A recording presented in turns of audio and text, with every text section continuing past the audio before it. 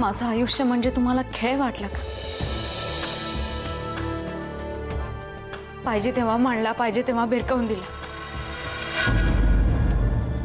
माझ्या समीरच्या जागी उभे राहून जरा विचार करा, हे सगळं झेलणं किती कठीण। मी नेहमी माणुसकी पोटी आणि तुमच्यातल्या पित्याचा आदर राखून मला जेवढं शक्य होतं तेवढं सगळं केलं। पण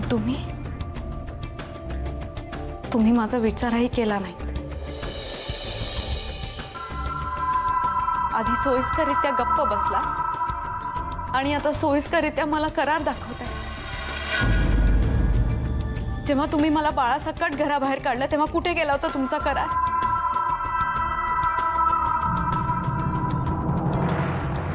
मिस्टर प्रधान, मला माझ्या प्रश्नाचं उत्तर हवंय।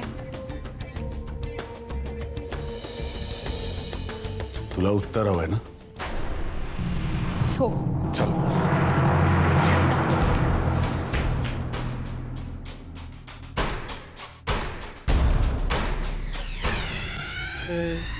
काय खरंच गेलाय? हो, बाबा गेलाय आशुताईकडे बाळाला आणायला। येणार ना आपलं बाळ येणार। अरे हो, तो आला की त्याला इथेच घेऊन येईन मी। पण तुम्ही फार मस्ती करू नका हा, त्याला थोडा वेळ झोपू देत। दमला असेल ना, तो उठला की मग त्याच्याशी खूप खेळा आणि मस्ती करा। छान आहे माझं बाळ। मिळालं तुझ्या प्रश्नाचं उत्तर?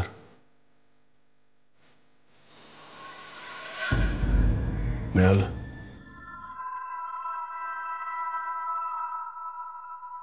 आणि खरं तर माझ्याकडे उत्तर नाहीच आहे अश्विनी।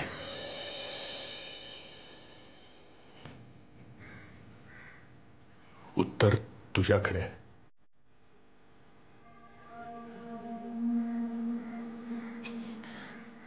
माझ्याकडे फक्त प्रश्न आहेत।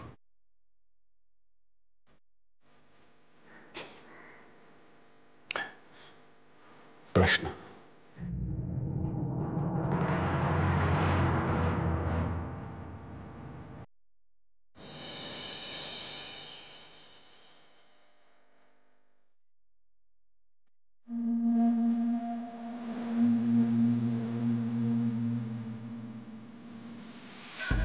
दुसरीकडे कुठे जाणार? प्रधानांकडेच गेली असेल। सांगून जायचं ना पण मग। आणि मी निघालोच होतो ना, एकटी कशाला गेली अशी यावेळी? तुम्हाला कळत कसं नाहीये? काही लढाया अशा असतात ना, काही माणसांनी स्वतः लढायच्या असतात। त्यात तिचं आणि प्रधान कुटुंबाचं नातं इतकं गुंतागुंतीचं झालंय। 4-6 महिने राहिली होती ना ती त्यांच्याकडे। तिच्या मनात काय चाललं ना, एक तर तिला तरी ठाऊक, नाही तर त्या प्रधानांना तरी। एवढ्या सगळ्या गोष्टीनंतर ना एक गोष्ट माझ्या लक्षात आली, अर्थात चांगल्या अर्थानेच। काय?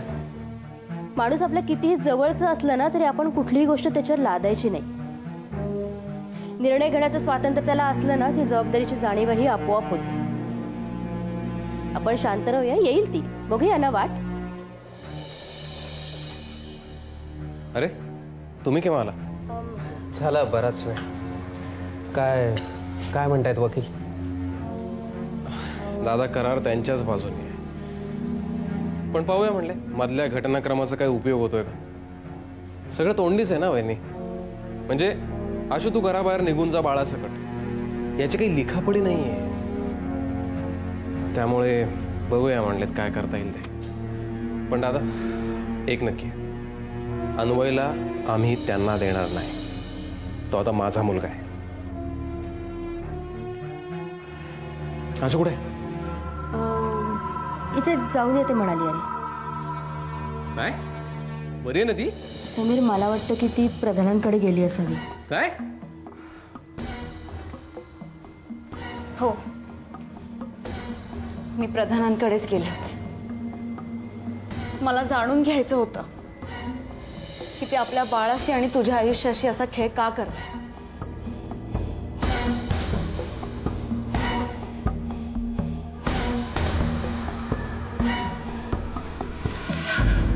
कुठेस तू बाळा? आणि असं लांब का पळतोयस? मी किती प्रयत्न करते तुझ्या जवळ येण्याचा. मला तुला कुशीत घ्यायचंय, तुझ्यावर प्रेम करायचंय, पण तू असं लपंडाव का खेळतोयस? कधीतरी माझ्या एकदम जवळ असतोस आणि मग एकदम कुठेतरी दूर निघून जातोस. रागवलायस माझ्यावर? माझं काही चुकलंय का रे बाळा? असं का करतोयस?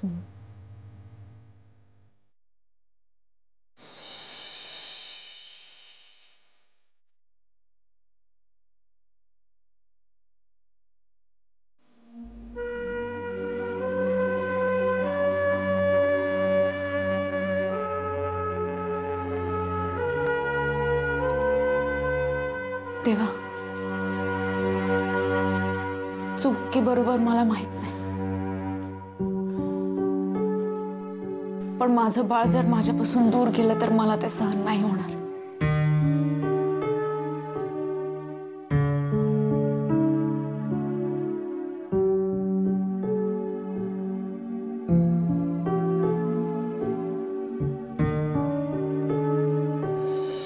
डॉक्टर, ही काही खात पितच नाहीये. बघा ना किती अशक्त झाली. त्यांच्या मनाला अन्न पाणी हवे मिस्टर प्रधान. सगळ्या उपचारांचा हा एकच इलाज आहे. त्यांना बाळ दिसायला हवं, कारण हीच संजीवनी ठरणार आहे त्यांच्यासाठी. आणि जोपर्यंत आपण प्रयत्न करत नाही ना, तोपर्यंत ही केस हाताबाहेर गेलेली असेल mister Pradhan. Please try to understand mister प्रधान.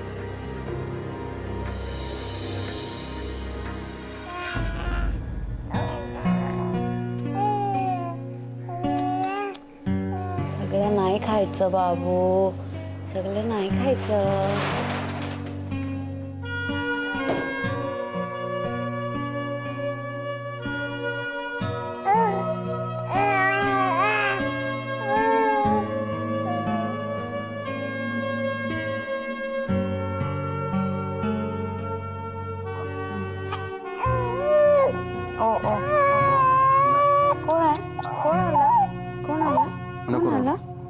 कोण आला?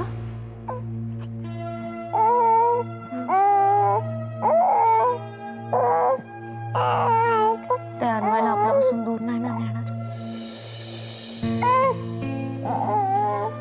मी असं नाही होऊ देणार अशोक. अन्वय आपल्याकडेच राहणार.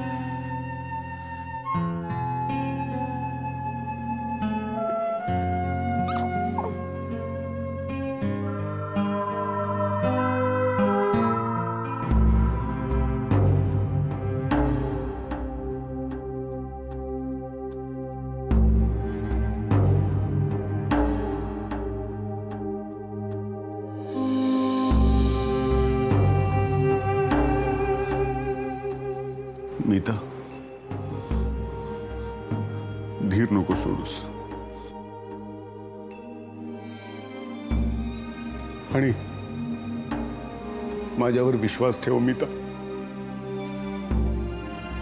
प्लीज.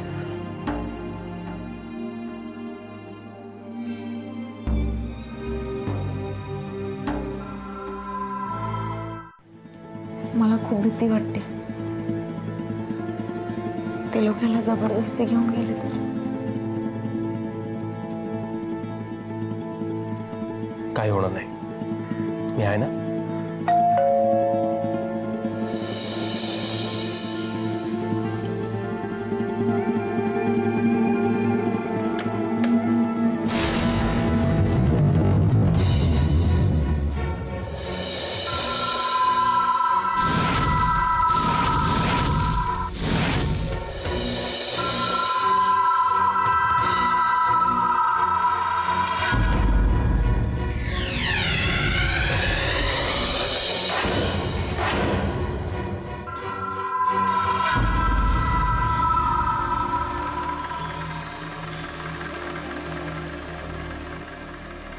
24 तास उलटून गेले.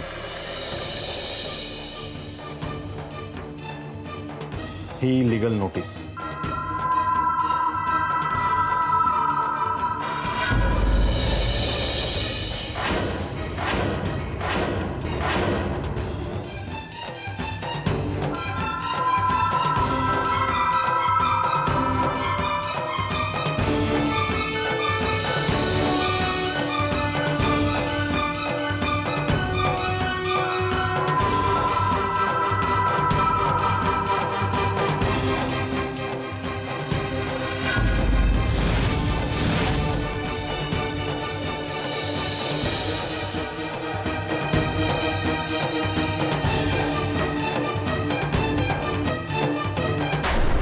चोवीस तासाच्या आत जर बाळ प्रधानांच्या हवाली केलं नाही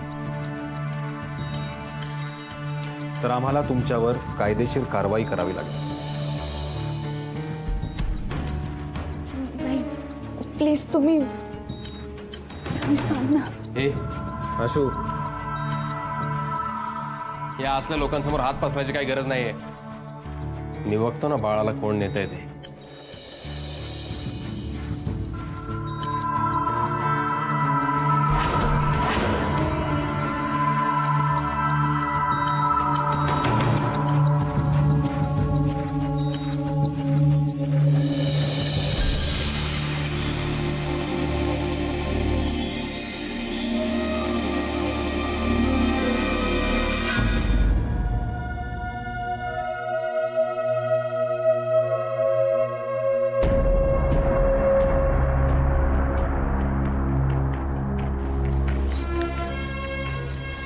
शुभंकर, ही नोटीस.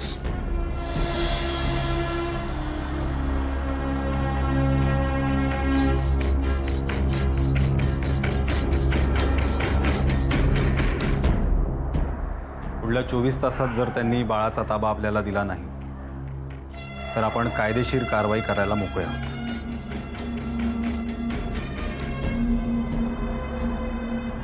ही नोटीस वाचून रिॲक्शन काय होते? रिॲक्शन काय असणार आहे आणि आपल्याला त्याच्याशी काही कर्तव्य येईल. आपला आत्ताचा कन्सर्न बाळ आणि नमिता एवढाच.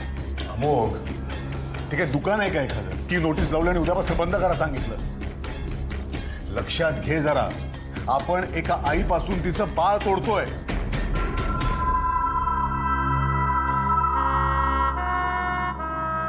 ठीक आहे, तू एक काम कर शुभंकर, तू ना नमिताला मेंटल असायलम मध्ये ऍडमिट करण्याची तयारी कर. हो, हवं तर मी सोडून येतो ना तिला.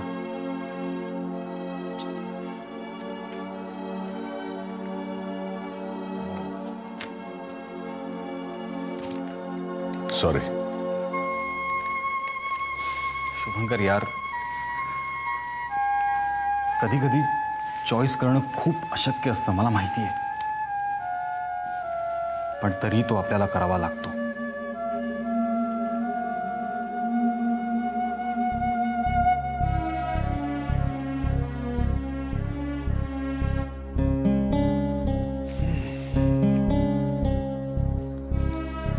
दादा,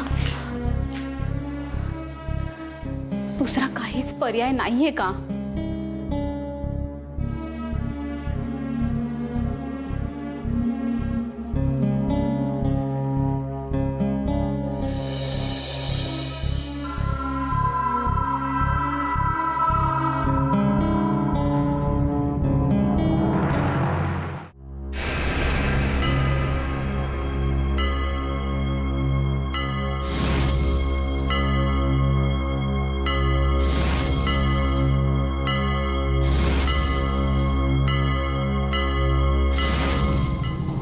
काय करतेस तू?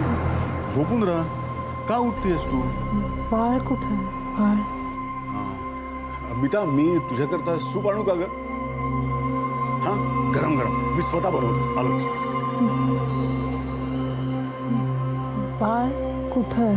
बाळ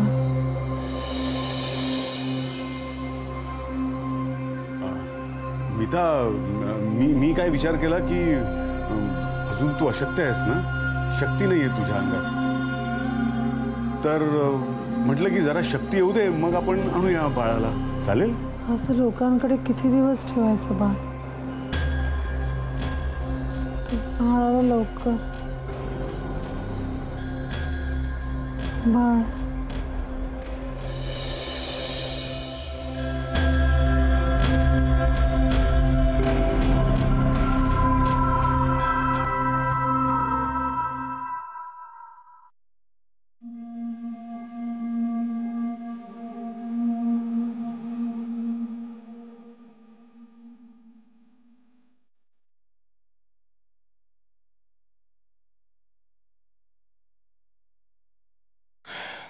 काय शुभंकर प्रधानच्या वतीने धमकी द्यायला आलीस?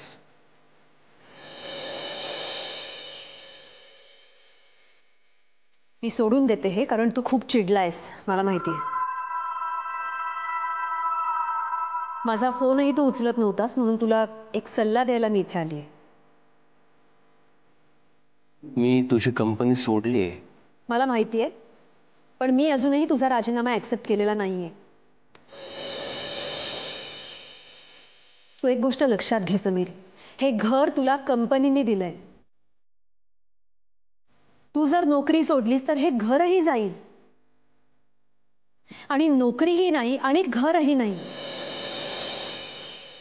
हे आता ह्या स्टेजला तुला परवडणार आहे का?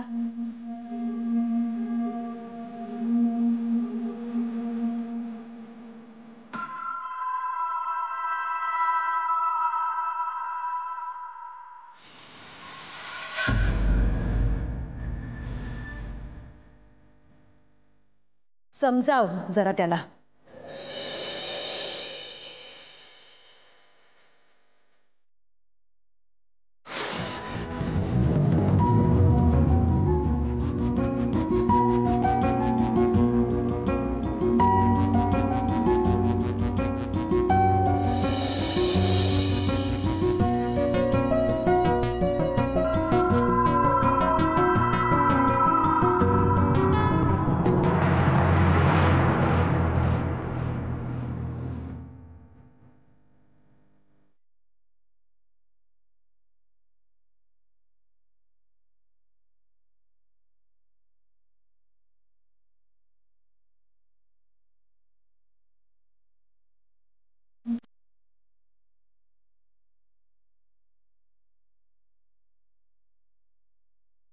नीताची अवस्था फारच नाजूक झाली आहे.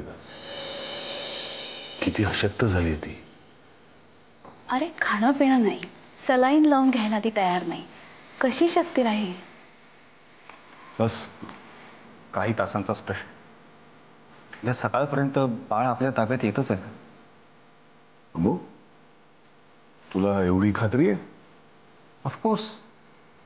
त्यांच्याकडे दुसरा काही पर्यायच नाही. समीरने तर ती नोकरी पण सोडली, तर त्यांचं ते घरही जाणार. हे सगळं फार भयंकर आहे रे अमोघ.